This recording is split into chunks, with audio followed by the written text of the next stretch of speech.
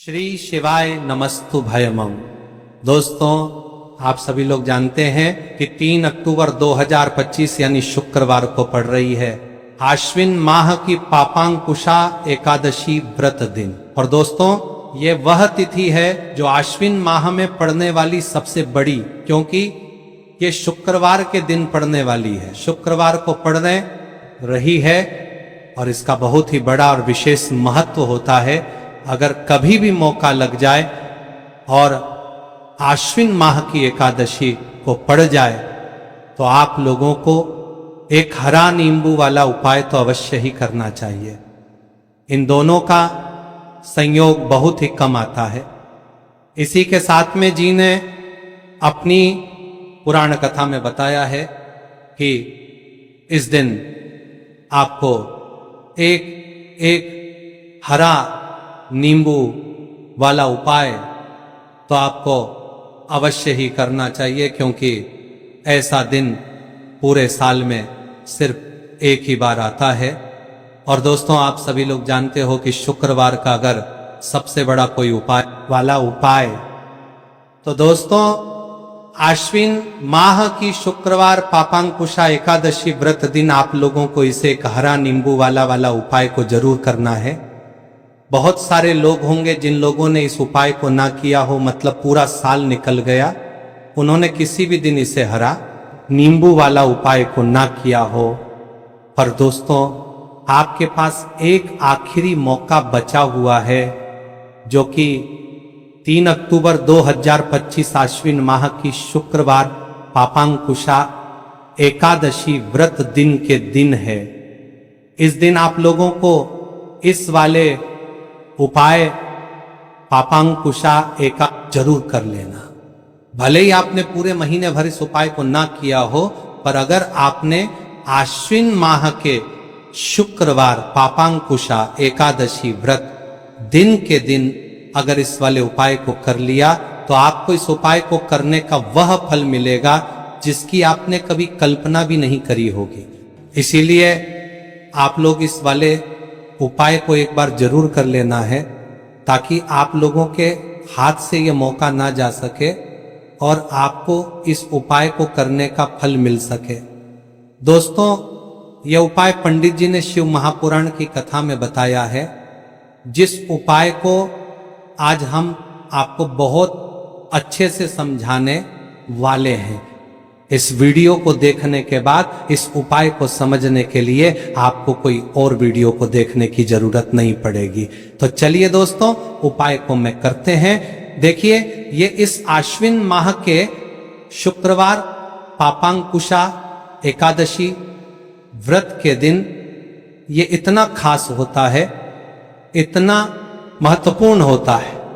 देखा गया है कभी कभी बड़े बड़े पूजा पाठ अनुष्ठान से जो मनोकामना पूर्ण नहीं होते, वह आश्विन माह की शुक्रवार पापांकुशा एकादशी व्रत के दिन एक छोटे से उपाय करने से ही आपकी मनोकामना पूर्ण हो जाती है। और बहुत सारे लोगों ने इस उपाय को किया भी है और उनको इस उपाय को करने का फल भी जरूर मिला है। अगर आप लोग भी इस उपाय को करना चाहते हैं तो आप इस उपाय को पहले अच्छे से समझ लेना, सुन लेना, उसके बाद करना। आपको इस उपाय का फल जरूर मिलेगा। और इस उपाय को कर लेने से आपके घर में चाहे किसी भी प्रकार की दुख और समस्या क्यों ना चल रही हो, आपको उसका कारण भी नहीं पता है कि भाई ये समस्या किस कारण से चल रही है, उसका कुछ भी कारण हो सकता है। जैसे पितृदोष हो सकता है या किसी भी तरह का मंगल दोष भी हो सकता है। तो इस दिन आप लोगों को ये वाला उपाय कर लेना है। ये एक ऐसा उपाय है जिस उपाय को अगर किसी विशेष दिन पर किया जाए तो भाई उस विशेष दिन का जो है वह तो हमें मिलता ही मिलता है। पर हमने उस दिन पर इस उपाय को किया है तो हमें उससे भी बड़ा फल मिलता है, और फल बहुत जल्दी मिलता है, क्योंकि आप इस उपाय को बहुत ही बड़े और विशेष दिन पर कर रहे हो। तो चलिए अब उपाय के बारे में बात करते हैं, लेकिन उससे पहले आप लोगों का के लिए बात करते हैं तो ये जानना आवश्यक है कि आखिर ये उपाय किस समय करना है, किसको करना है और कैसे करना है। तो चलिए हम आगे आपको वीडियो में एक एक करके बताओ के लिए करके आ रहे भी गई है देते, लेकिन उससे पहले अगर आप लोग हमारे या फिर मेरी आवाज आज पहली बार सुन रहे हैं और इस वीडियो को लाइक करके कमेंट बॉक्स में श्री शिवाय नमस्तुभय है, ओम नमः शिवाय जरूर टाइप कर दें। तो दोस्तों, इस एक हरा नींबू वाला उपाय को हमें इस आश्विन माह की शुक्रवार के दिन कैसे करना है, किसको करना है, किस समय करना है और कहां पर करना है, ये सारे सवालों के जवाब आपको इस वीडियो में मिल जाएंगे। और जो ये वीडियो देखेगा भाई, उसको एक हरा नींबू वाला उपाय जरूर करना चाहिए, क्योंकि इस दिन तुलसी पत्ते का भी बहुत ही बड़ा और विशेष महत्व होता है। आ जाइए, एक हरा नींबू वाला उपाय की तो ये सोने पर सुहागा वाली बात हो जाती है और ये बहुत ही बड़ा उपाय हो जाता है इस आश्विन माह के शुक्रवार का। तो दोस्तों, इस एक हरा नींबू वाला उपाय को आखिर करना किसको है, सबसे पहले हम लोग वो बात जान लेते हैं। तो देखो, घर की जो बड़ी माताएं बहनें होती हैं, उन माताओं बहनों में से कोई भी एक बड़ी माता बहन इस वाले उपाय को कर सकती है। और दोस्तों, अगर आप चाहे तो अपने घर में से सभी सदस्यों को भी इस उपाय को करवा सकते हैं। अगर किसी व्यक्ति की खुद की कोई मनोकामना है, खुद की कोई दुख और परेशानी है जो कि वह अपने लिए ही करना चाहता है, इस वाले उपाय को तो वह खुद अपने लिए भी कर सकता है। बाकी अगर कोई घर में से ऐसा है जो कि अपने पूरे घर परिवार की सुख और शांति के लिए ये वाला उपाय करना चाहता है, तो भाई वो भी कर सकता है, करता रह सकता है, उसमें भी कोई दिक्कत वाली बात नहीं है। कहने का मतलब यह है कि इस उपाय को हर एक सदस्य भी कर सकता है और पूरे घर परिवार के सदस्य के लिए घर की बड़ी माताओं बहनों में से कोई एक माता बहन भी कर सकती है। माताएं बहनें अगर घर में उपस्थित ना हो या ये वाला उपाय ना कर पा रही हो, तो फिर घर का कोई बड़ा सदस्य भी एक हरा नींबू वाला उपाय को कर सकता है, चाहे फिर वह पुरुष ही क्यों ना हो, उसमें कोई भी दिक्कत वाली बात नहीं। उसके बाद में दोस्त, और जो अगला प्रश्न निकल कर आता है वह ये आता है, इस उपाय को लेकर के आखिर इस उपाय को हमें किस समय करना है, सुबह के समय करना है कि शाम के समय करना है। तो देखो, इस वाले उपाय को आप लोग सुबह के समय भी कर सकते हो और शाम के समय प्रदोष काल में भी कर सकते हो। अब अगर आप पूछो कि भाई साहब सबसे उत्तम समय कौन रहेगा इस एक हरा नींबू वाला उपाय को करने का, तो हम आपसे बस यही कहेंगे कि इस उपाय को आप सुबह के समय करेंगे तो ज्यादा बेहतर होगा। बाकी अगर प्रदोष काल शाम के समय भी करेंगे तो भी अच्छा होगा, उसमें कोई भी दिक्कत वाली बात नहीं है। तो अब दोस्तों, जो अगली सबसे बड़ी और महत्वपूर्ण बात आती है वह ये आती है कि सुबह अगर हम उपाय को करेंगे तो हमें कितने बजे से लेकर कितने बजे तक के बीच में करना है, और शाम के समय प्रदोष काल में करेंगे तो हमें कितने बजे से लेकर कितने बजे के बीच में करना है। तो देखो, सुबह जितनी जल्दी हो सके आप उपाय को करने की कोशिश करना। बाकी अगर किसी कारणवश लेट भी हो जाओ, थोड़ी देर भी हो जाए, तो 10 या 11 बजे तक भी आप उपाय करना है, लेना पर 12 बजे से ज्यादा देरी ना हो, ठीक है, इस बात का ध्यान रखना।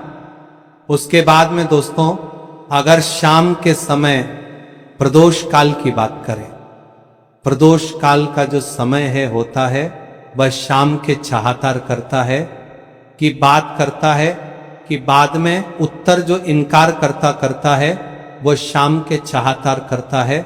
वह शाम के छहातार करतार बजे से शुरू हो जाता है, मतलब शाम के 6 बजे से लेकर 7 बजे 1 के बीच का जो समय होता है, यह समय प्रदोष काल का समय होता।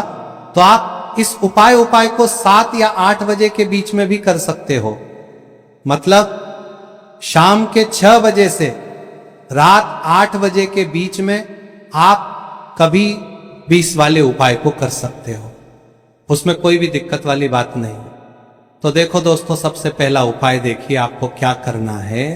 तो एक हरे नींबू से आप अपने जीवन से हजार क्या लाख क्या करोड़ों शत्रुओं का भी सफाया कर सकते हैं, और कभी भी आपके शत्रु आपके दुश्मन आपको पलट कर देखें ये भी नहीं। अगर आपने एक हरे नींबू से छोटा सा उपाय कर लिया तो जो लोग अपने जीवन में शत्रुओं से दुश्मनों से बहुत परेशान हो चुके हैं, या जिन लोगों के ऊपर शत्रु बहुत कुछ किया कराया करवा रहे हैं, तो ऐसा समझ लीजिए कि जो भी बंधनवार क्रियाएं आपके जो भी पृथ्वी पर प्रछात करती है, ऐसे आपके जो भी बंधनवार क्रियाएं वह जो भी बंधनवार शत्रु ने करवा रखी होंगी, आपके दुश्मन ने करवा रखी होंगी।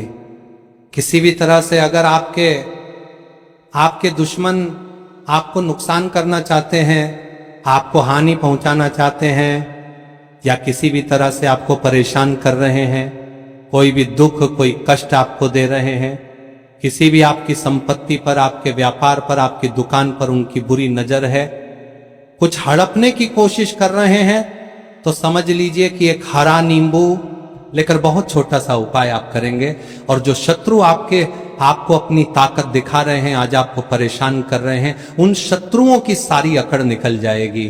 एक हरे नींबू के उपाय को अगर आप सही तरीके से कर लेते हैं तो देखिए, उपाय पूरा समझिए, सही से समझ के उपाय करेंगे तो 1% ये उपाय काम करता है, और जो भी आपके दुश्मन हैं या जो भी आपके शत्रु हैं उनका सफाया पूरी तरह से हो जाता है। तो इस उपाय को आप किसी भी दिन कर सकते हैं। दूसरी चीज, स्त्री पुरुष कोई भी इस उपाय को कर सकता है। ऐसा उपाय आज की वीडियो में लाए हैं जिसमें आपके कोई पैसे खर्च नहीं होने वाले, सिर्फ आपको एक नींबू से उपाय करना है। अब ये हरा नींबू ही है जो आपके जीवन से शत्रुओं का पूरी तरह सफाया कर देगा, और कभी भी दुश्मन और शत्रु आपको परेशान नहीं कर पाएंगे। चाहे शत्रु और दुश्मन कितने भी पावरफुल हो, कितने भी ताकतवर क्यों ना हो, फिर भी आपका बाल बांका नहीं कर सकते। मतलब कितनी भी कोशिश कर ले, लेकिन फिर भी आपका कुछ नहीं बिगाड़ पाएंगे। तो चलिए बात कर लेते हैं उपाय की। उपाय किस तरह से आपको करना है, तो देखिए, सबसे पहले तो आपको इसमें हरा नींबू लेना है, ठीक है ना। अब यह उपाय गुप्त शत्रुओं के लिए भी है और उस दुश्मन के लिए भी है जो सामने से आप पर वार कर रहा है।